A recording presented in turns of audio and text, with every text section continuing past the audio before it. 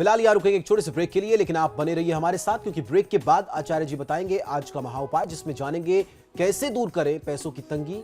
बने रहिए हमारे साथ।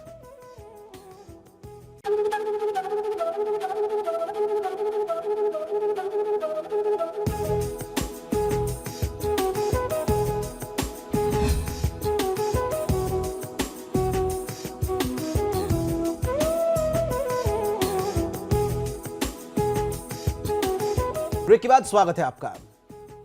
चलिए अब जानते हैं क्या है आज का महा उपाय।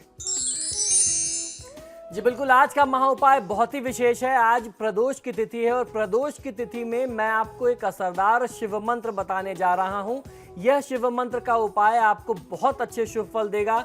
आपकी तमाम जो भी आर्थिक समस्याएं हैं, रुपए पैसे की तंगी रहती है, आपकी कमाई बहुत अच्छी नहीं हो पाती, इस हर प्रकार की आर्थिक समस्या को, रुपए पैसे की तंगी को, धन की कमी को दूर करने के लिए ये उपाय बहुत चमत्कारी माना जाता है। इसके साथ साथ मैं आपको ये भी बताऊंगा, क्योंकि आज प्रदोष की तिथि और सावन अब समाप्त होने को है, तो किस प्रकार से आप बिल्वपत्र से महादेव की पूजा करें।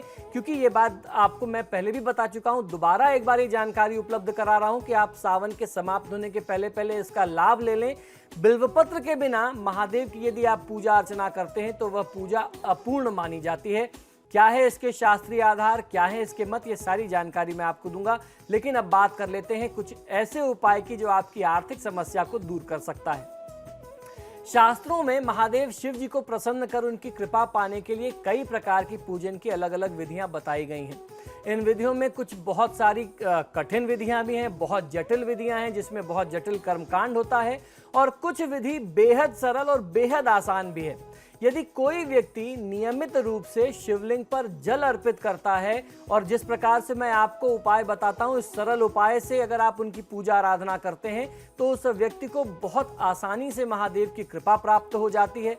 सिर्फ जल चढ़ा देने मात्र से महादेव प्रसन्न हो जाते हैं और आपके कष्ट दूर होते हैं। शिव जी को प्रसन्न करने के लिए एक और सबसे सरल उपाय बताया गया है हमारे धर्मशास्त्रों पर, वह है बिल्वपत्र अर्पित करना शिवलिंग पर, यानी बिल्वपत्र के साथ महादेव की पूजा आराधना करना, भगवान शिव का अर्चन करना। शिव जी के पूजन में बिल्वपत्र का विशेष महात्मा होता है। बिल्वपत्र अर्पित किए बिना महादेव की पूजा पूर्ण नहीं हो पाती। मान्यता है कि सिर्फ बिल्वपत्र चढ़ा देने से कोई भी व्यक्ति अपनी किसी भी प्रकार की मनोकामनाएं, या यूं कहा जाए कि समस्त मनोकामनाएं पूर्ण कर सकता है, और आपकी आर्थिक समस्याएं भी दूर होती हैं। दरिद्रता या कोई भी किसी भी प्रकार की कमी किसी भी इंसान का मनोबल, मान सम्मान और आत्मविश्वास तो घटा ही देती है। साथ ही साथ आपकी जो इच्छाएं होती हैं वो भी पूर्ण नहीं हो पाती।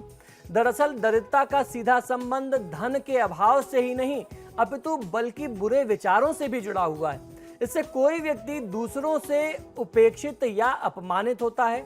शास्त्रों में इनसे बचाव के लिए ही व्यवहार और विचारों में बदलाव करना, इनसे हमेशा सावधान रहने की को महत्व दिया गया, यही जरूरी बताया गया है। शिव पुराण में बताया गया है कि बिल्व वृक्ष जो होता है वह स्वयं अपने आप में महादेव का स्वरूप है। तीनों लोक में जितना पुण्य तीर्थ में मिलता है, वे सभी तीर्थ बिल्वपत्र के मूल भाग में निवास करते हैं। यानी बिल्व वृक्ष के, बेल के पेड़ का जो मूल भाग है, जो उसका जड़ का स्थान होता है, संसार के, सृष्टि के सारे तीर्थ वहां पर निवास करते हैं।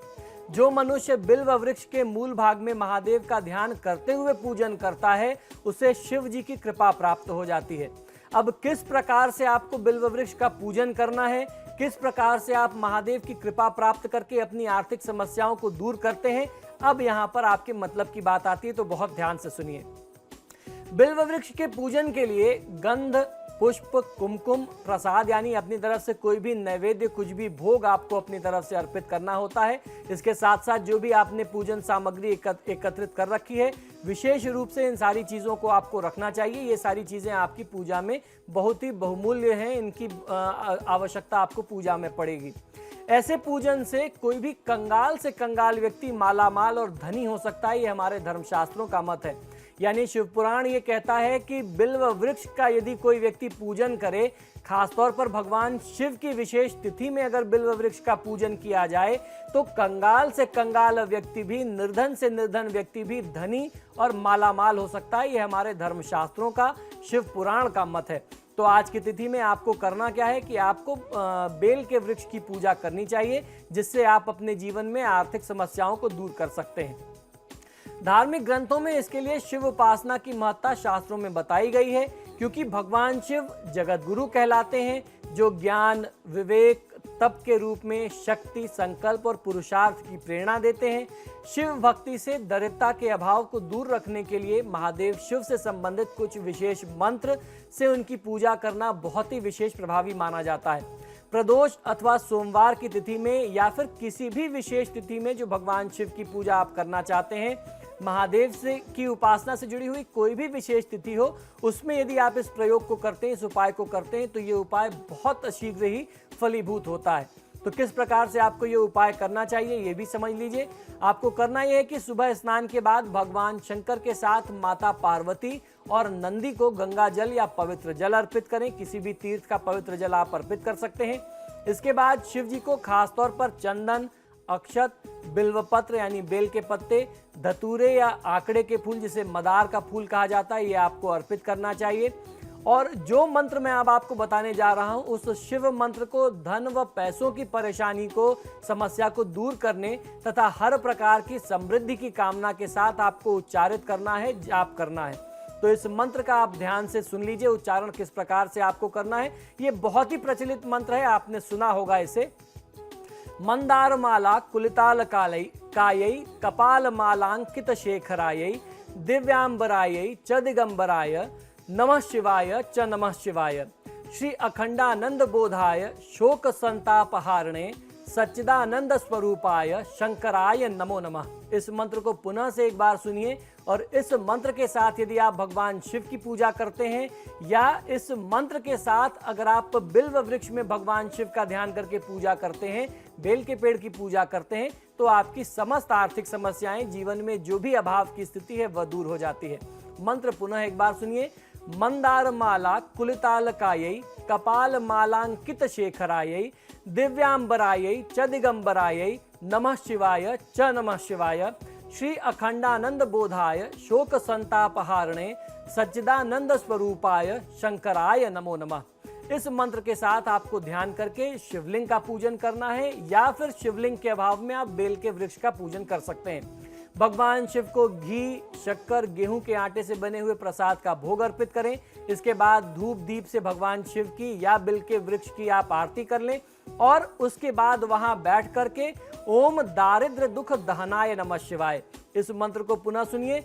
ओम दारिद्र दुख दहनाय नमः शिवाय का 108 बार कम से कम जाप करना चाहिए। इस मंत्र में बहुत ज्यादा शक्ति है। हम लोगों ने लगातार बात की इस सावन के महीने में कि ओम नमः शिवाय या नमः शिवाय मंत्र, जो शिव पंचाक्षर मंत्र या षडाक्षर मंत्र कहा जाता है, इसका कितना महत्व है। अगर इसी ओम नमः शिवाय में आप अपनी कामना भी और जोड़ दें, ओम दारिद्र दुख दहनाय नमः शिवाय करके उच्चारित करें, यानी आप भगवान से प्रार्थना कर रहे हैं कि आपके दारिद्र और दुख भी दहन हो जाएं, जल जाएं, समाप्त हो जाएं और आपको सुख और समृद्धि की प्राप्ति हो, तो बहुत अच्छा फायदा लिया जा सकता है। इस छोटे से विधान से आज की तिथि में, प्रदोष की तिथि में और आने वाली किसी भी विशेष तिथि में यदि आप महादेव की पूजा करते हैं, बिल्व वृक्ष की पूजा करते हैं, तो कोई ऐसी परिस्थिति नहीं होगी जिससे आप पार ना पा सकें। हर प्रकार की समस्या, खासतौर पर आर्थिक समस्या से आपको मुक्ति मिलेगी। सावन का महीना जाते जाते आपका कल्याण करके जाए, महादेव की कृपा आप पर बरसे, यही हमारी मनोकामना है। तो फिलहाल आपके सितारे में इतना ही। आचार्य जी, आप स्टूडियो में आए, बहुत बहुत शुक्रिया आपका। जय महाकाल। तो फिलहाल के लिए इतना ही, लेकिन खबरें समाचार प्लस पर लगातार जारी है।